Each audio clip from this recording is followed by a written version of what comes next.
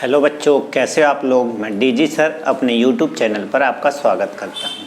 हम लोग class 11th का हाइड्रोजन और उसकी यौगिक चैप्टर पढ़ रहे थे, जिसमें एक लेक्चर हो चुका है और अब दूसरा लेक्चर पढ़ने जा रहे हैं। चलिए हम लोग क्लास लेक्चर को स्टार्ट करके आगे बढ़ाते हैं।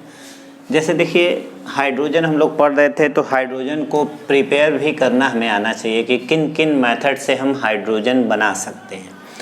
तो कुछ लैब मेथड हैं, आपकी एनसीईआरटी बुक में दिया है, पर उसमें फिगर नहीं दिया है, तो फिगर से थोड़ा अच्छे से समझ में आती है। पर एग्ज़ाम में ये ज़रूरी नहीं है कि आप फिगर बना के ही बताएं, रिएक्शन लिख के बता सकते हैं, क्योंकि एनसीईआरटी बुक में आपके फिगर नहीं है, तो इसलिए फिगर मेंशन करना ज़रूरी नहीं है।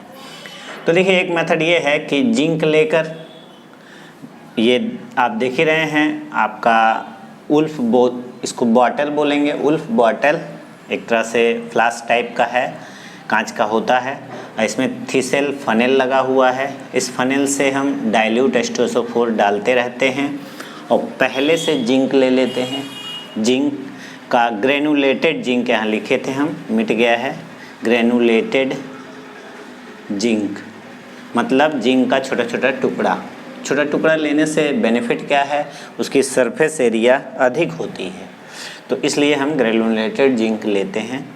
अब क्या हुआ, अब इसमें डाइल्यूट H2SO4 डालते रहिए, रिएक्शन होती रहेगी। रिएक्शन किस तरह से होगी, जिंक ZnSO4 बनेगा और हाइड्रोजन गैस निकलेगा।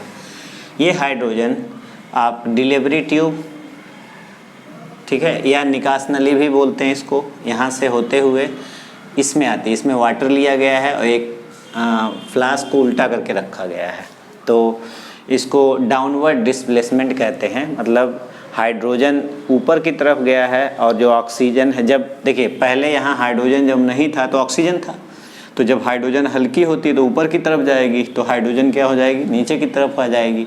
इसलिए इस तरह का डिस्प्लेसमेंट मेथड क्या कहलाता है, डाउनवर्ड डिस्प्लेसमेंट। ये कंप्लीट रिएक्शन इसका हो गया और आपका हाइड्रोजन बन गया। ऐसे ही मतलब बेस से भी बना सकते हो आप।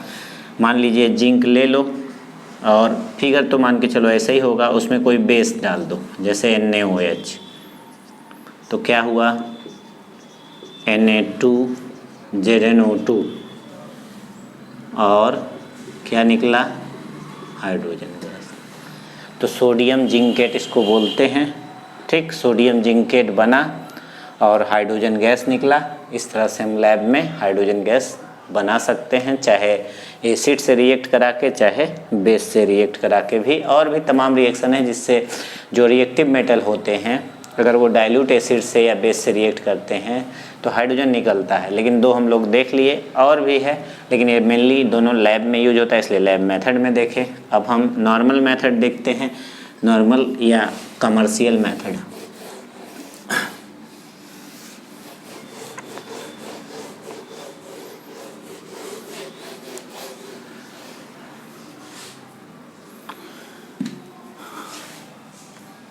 देखिए, अगर आपको इंडस्ट्रियल बोलें या कमर्शियल मेथड है,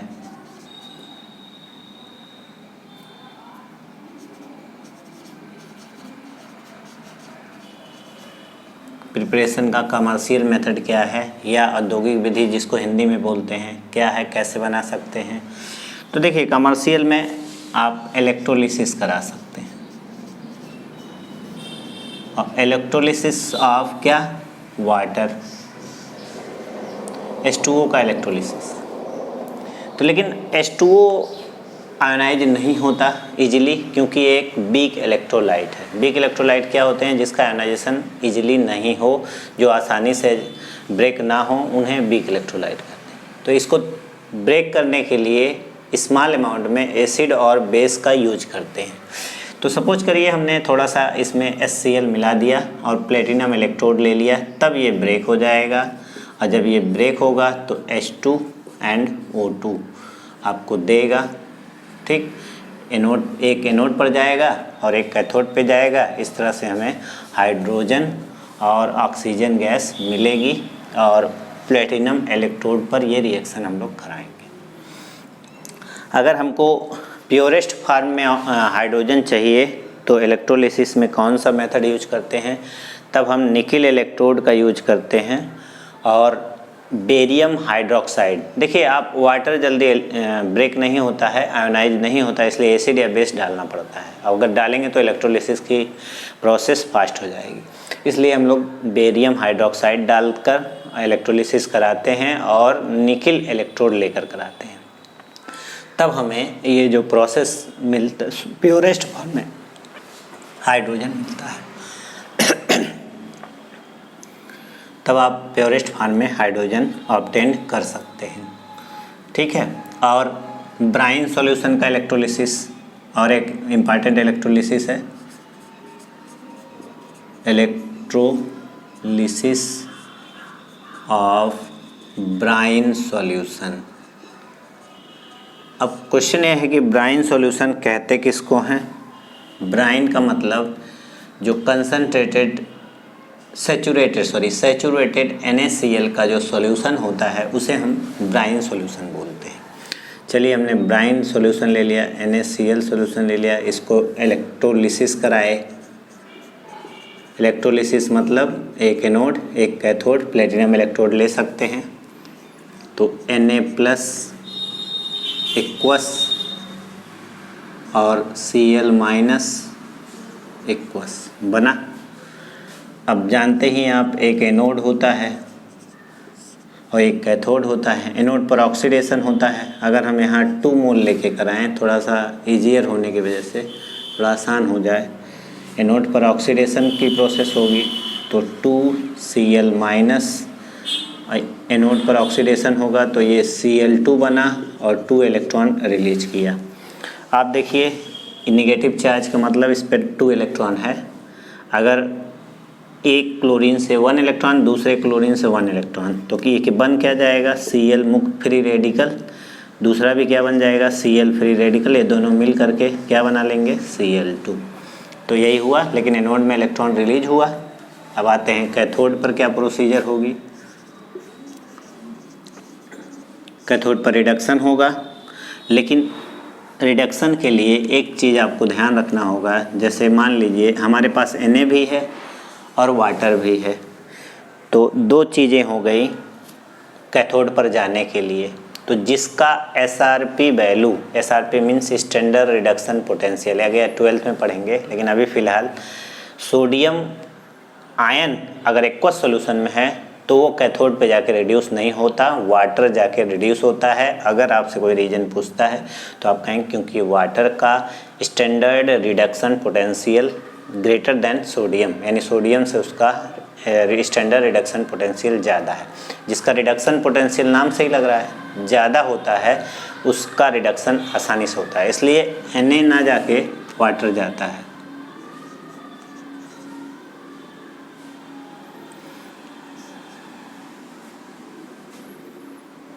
तो जब वाटर जाएगा तो जो इलेक्ट्रॉन 2 निकला था वही इलेक्ट्रॉन का ये यूज करेगा। जब इलेक्ट्रॉन का यूज करेगा तो ये ब्रेक कैसे होता है, H+ और OH- की तरह ब्रेक होगा। अगर 2 मोल ले लें तो 2H+ और 2OH- बनेगा, तो ये H इलेक्ट्रॉन लेके क्या बना लेगा H2, और ये क्या बन गया 2OH-। और आप कहेंगे Na क्या हुआ, जो Na+ है इससे रिएक्ट करके 2NaOH बन गया। इट मीन अर्थात इसका मतलब क्या हुआ, आप जब ब्राइन सॉल्यूशन का इलेक्ट्रोलिसिस कराएंगे तो आपसे क्वेश्चन पूछा जाता है क्या क्या हमें मिलेगा, तो आप कहेंगे एनोड पर हमें क्लोरीन मिलेगी, कैथोड पर हाइड्रोजन मिलेगी और NaOH मिलेगी। ये ब्राइन सॉल्यूशन होगा। कई बार कंपटीशन में भी ये क्वेश्चन आया है और बच्चे इसको रॉन्ग कर देते हैं, इसलिए आप ध्यान रखिए कैसे इलेक्ट्रोलिसिस हो रहा है, क्या क्या बन रहा है। हाईलाइटेड पॉइंट ये है, एनोड पर क्लोरीन मिलता है, कैथोड पे हाइड्रोजन और NaOH मिलता है। सॉल्यूशन या लास्ट में सॉल्यूशन किस टाइप का हो जाता है, तो आप कहेंगे बेसिक हो जाता है, फाइनली सॉल्यूशन बेसिक हो जाता है। तो ये इलेक्ट्रोलिसिस हो गया। और भी कुछ कमर्शियल मेथड है, हाइड्रोकार्बन से हम बना सकते हैं, जो भी नंबर हो, फ्रॉम हाइड्रोकार्बन। हाइड्रोकार्बन का फार्मूला क्या होता है CnH2n+2। जब हाइड्रोकार्बन रिएक्ट करे वाटर वेपर से तो आपका निकिल मान के चलिए कैटलिस्ट होगा, 1270 केल्विन टेम्परेचर होगा। तो इस इक्वेशन को याद रखिएगा, NCO बनता है +2n+1 H2 बनता है। ठीक, तो जितना N है कार्बन का उतना ही N कार्बन मोनोऑक्साइड का बनेगा, लेकिन जो हाइड्रोजन इस रिएक्शन बनेगा 2n+1 बनेगा। ये चीज़ आपको ध्यान रखना है। और हाइड्रोकार्बन को वाटर वेपर से हाई टेम्परेचर पर निकिल कैटलिस्ट के प्रेजेंस में रिएक्ट करने पर हमें ये इक्वेशन मिला। आप कहेंगे एग्जांपल बताइए। चलिए CH4 हम ले लेते हैं, गैस है, और H2O ले लिए। इसको इस इक्वेशन के अकॉर्डिंग करने की कोशिश करते हैं। तो इक्वेशन कहता है जितना N है, N तो 1 ही है, मतलब कार्बन के नीचे कुछ नहीं, 1 है, तो उतना कार्बन मोनोऑक्साइड बना दीजिए, यानी NCO बन गया। और H2 जो निकलेगा, NCO मीन्स सिर्फ CO बना, एक ही है ना, तो एक ही CO बना। और H2 जो निकलेगा 2 × 1 + 1 यानी 3H2। और 3H2 देखिए निकल गया और बैलेंस भी हो गया। अगर आपको इक्वेशन याद है तो डायरेक्ट आप कर सकते हैं। कई बार कंपटीशन में भी पूछा है कितना CO। इसको आप वाटर गैस भी बोल सकते हैं और सिन गैस भी बोलते हैं या सिंथेसिस गैस भी बोलते हैं। ऐसा क्यों? क्योंकि ये CO और H2 बहुत से ऑर्गेनिक कंपाउंड के प्रिपरेशन में हेल्प करता है, जैसे कि मेथिल अल्कोहल और भी बहुत सी प्रिपरेशन है, इसलिए इसको नाम है सिंथेसिस गैस। हिंदी में संश्लेषण गैस बोलते हैं, बहुत चीज़ों के फॉर्मेशन में हेल्प करता है। और देखिए एक मेथड ये हो गया हाइड्रोकार्बन से, और आप एक मेथड है जिसका नाम है बॉस प्रोसेस। ये भी आपका कमर्शियल मेथड है। इसमें क्या करते हैं, आजकल इस मेथड का यूज करते हैं। कोयले से आप सिन गैस बना सकते हैं या लकड़ी का जो छोटा छोटा टुकड़ा होता है उससे बना सकते हैं। क्या करेंगे, उस पर भी सेम वाटर वेपर की रिएक्शन, मान लीजिए कोक या कोयला ले लिए, उसकी रिएक्शन वाटर वेपर से आप कराइए। टेम्परेचर तो यही होता है, कैटलिस्ट भी यही होता है। तो क्या बन जाएगा, CO + H2। अब CO और H2 इसको कोल गैसिफिकेशन कहते हैं। ये जो कोयले से बना रहे हैं ये प्रोसेस कहलाएगा कोल गैसिफिकेशन।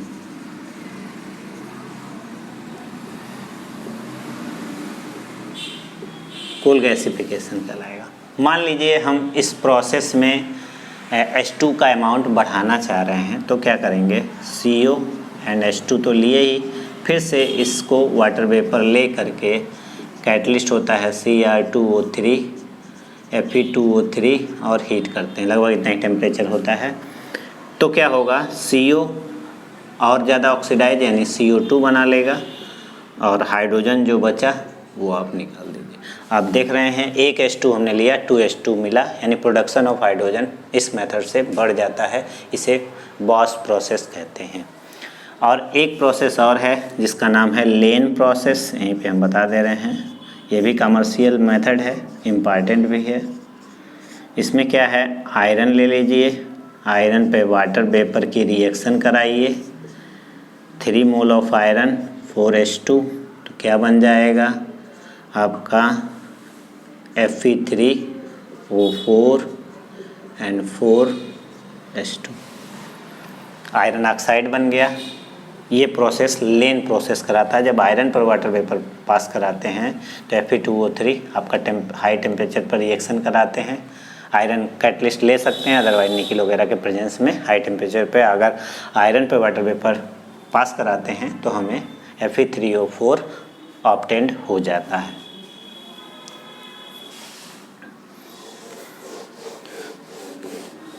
तो ये था आपका commercial method and normal method hydrocarbon का। अब कुछ प्रॉपर्टी है उसकी जो हमें पढ़नी है। कमर्शियल इतना था आपका मेथड ऑफ प्रिपरेशन। अब आते हैं फिजिकल प्रॉपर्टी पे।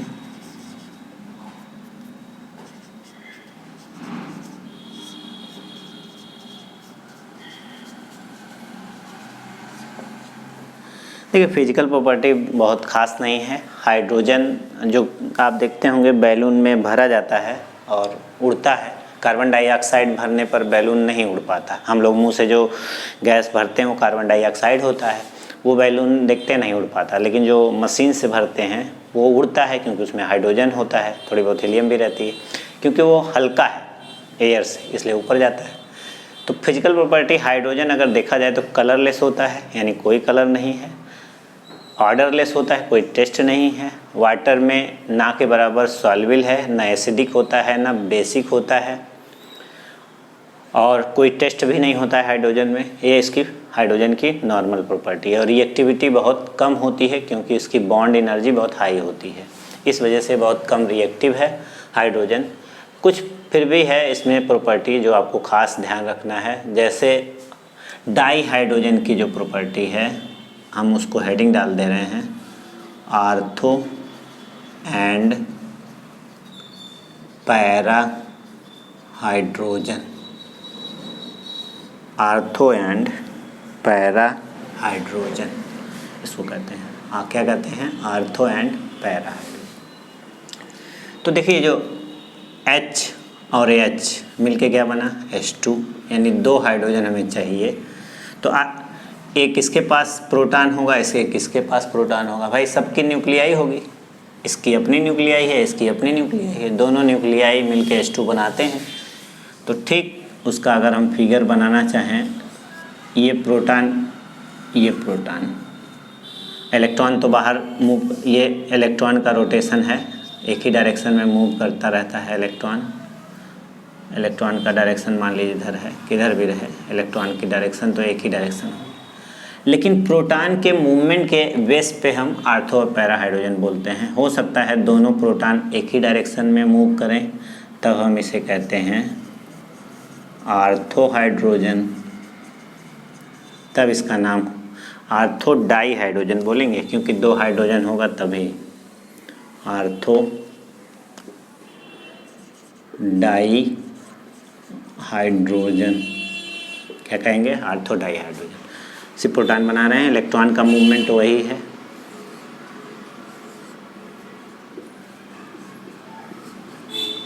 इसको कहेंगे पैरा डाई हाइड्रोजन। इलेक्ट्रॉन का मूवमेंट वैसे ही रहेगा जैसा हमने बनाया था। ये ऊपर इलेक्ट्रॉन, क्यों इलेक्ट्रॉन? देखिए ये पूरा ऐसे है, तो हमको सिर्फ प्रोटॉन के मूवमेंट से मतलब है, इलेक्ट्रॉन के मूवमेंट से नहीं। इलेक्ट्रॉन का डायरेक्शन फिक्स है, किसी में भी ऑर्बिट के चारों तरफ इलेक्ट्रॉन न्यूक्लियस के चारों तरफ रोटेट करता है। आप 9th में भी पढ़े हैं। तो प्रोटॉन देखिए हाइड्रोजन, 2 हाइड्रोजन से H2 बना है, इसलिए डाई हाइड्रोजन नाम है। अगर दोनों प्रोटॉन सेम डायरेक्शन में मूवमेंट करते हैं तो ऑर्थो डाई हाइड्रोजन बोलेंगे। अगर प्रोटॉन की डायरेक्शन रिवर्स होती है एक दूसरे के, तो हम इसे क्या बोलेंगे? Para di hydrogen. चलिए एक ortho di hydrogen, para di hydrogen होगा। इसकी प्रॉपर्टी कुछ पढ़ लेते हैं। ज़्यादा स्टेबल अगर बात करें, थोड़ा सा टेम्परेचर ज़्यादा हो, नॉर्मल रूम टेम्परेचर पर ये होता है, और रूम टेम्परेचर पर यानी हम कहें एट रूम टेम्परेचर 75% आर्थो होता है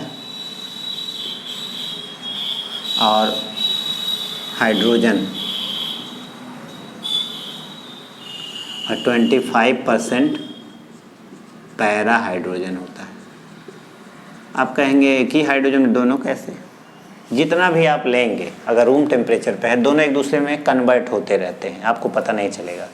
इसलिए हमको अगर रूम टेम्परेचर मिला है और एक्सपेरिमेंटली हमको निकालना हो, तो हमें पता चल जाएगा एक्सपेरिमेंटली कि 75% इसमें आर्थो है और 25% पैरा है। लेकिन अगर 20 केल्विन टेम्परेचर लें तो आपको 0% आर्थो मिलेगा और 100% पैरा हाइड्रोजन मिलेगा। यानी हम कह सकते हैं 100% पैरा हमें मिल सकता है, लेकिन 100% आर्थो नहीं मिल सकता। तो नॉर्मल में ये है, टेम्परेचर बढ़ाने पर ये आर्थो और पैरा हाइड्रोजन है आपकी। एनर्जी की बात करें इसकी थोड़ी ज़्यादा है, इसका लो टेम्परेचर पर ज़्यादा मतलब ज़्यादा स्टेबल ये है, थोड़ा हाई टेम्परेचर पर ये ज़्यादा स्टेबल, एक दूसरे में इंटर कन्वर्ट है। ये है कभी कभी आर्थो और पैरा हाइड्रोजन से रिलेटेड चीज़ें आपसे अगर पूछ ली जाती हैं तो आप कर लेंगे। केमिकल प्रॉपर्टी पे थोड़ा सा डिस्कस कर लें। ये तो फिजिकल प्रॉपर्टी थी।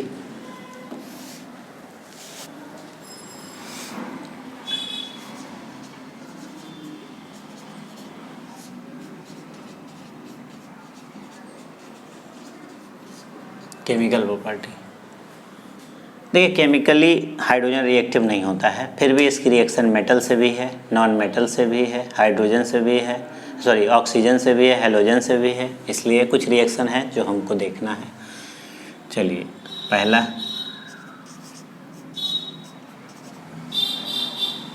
Reaction with halogen. हैलोजन का फार्मूला X2, X2 का means fluorine, chlorine, bromine, iodine कुछ भी लीजिए, और H2 हीट करना पड़ेगा थोड़ा सा, ऐसे तो रिएक्ट करेगा नहीं, 2HX। अब X की जगह पे आप कुछ भी लीजिए, हैलोजन से रिएक्शन करके HX बनाता है। दूसरा यानी B number, reaction with oxygen. जब हाइड्रोजन और ऑक्सीजन आपस में रिएक्ट करते हैं तो H2O बनता है। इसमें भी कंडीशन ड्रास्टिक होगा, इतना आसानी से तो नहीं बनेगा, हाई टेम्परेचर प्रेशर लेना होगा। नाइट्रोजन के साथ भी रिएक्शन करता है, हैबर प्रोसेस आप जानते हैं।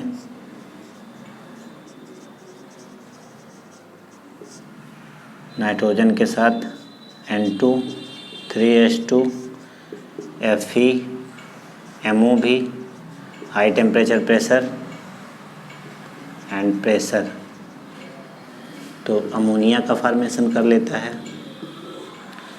इसी तरह से मेटल से भी रिएक्शन इसकी होती है, रिएक्शन विथ मेटल। जैसे सोडियम हाईली रिएक्टिव मेटल है, अगर H2 से रिएक्शन करेगा तो क्या बनेगा, सोडियम हाइड्राइड। इसका नाम क्या है, सोडियम हाइड्राइड। सिमिलरली कैल्शियम भी H2 से रिएक्ट करता है, क्या बनाता है, कैल्शियम हाइड्राइड या CaH2। इसी तरह डी ब्लॉक के एलिमेंट भी हाई टेम्परेचर पर रिएक्ट करते हैं, उनकी रिएक्टिविटी तो कम होती है। और कहीं आगे हम लोग पढ़ेंगे, मेटलर्जी वगैरह 12th में है, हाइड्रोजन का यूज रिडक्शन के फॉर्म में भी होता है, क्योंकि addition of hydrogen used at reduction, तो वो सब रिएक्शन आगे हम पढ़ेंगे। लेकिन कुछ रिएक्शन हमने देखा जो हाइड्रोजन स्पेशली करता है। तो ये थे हाइड्रोजन के reaction, physical property and chemical property. और जो चीज़ें हैं नेक्स्ट वीडियो हम लोग डिस्कस करेंगे। Thank you for watching my video.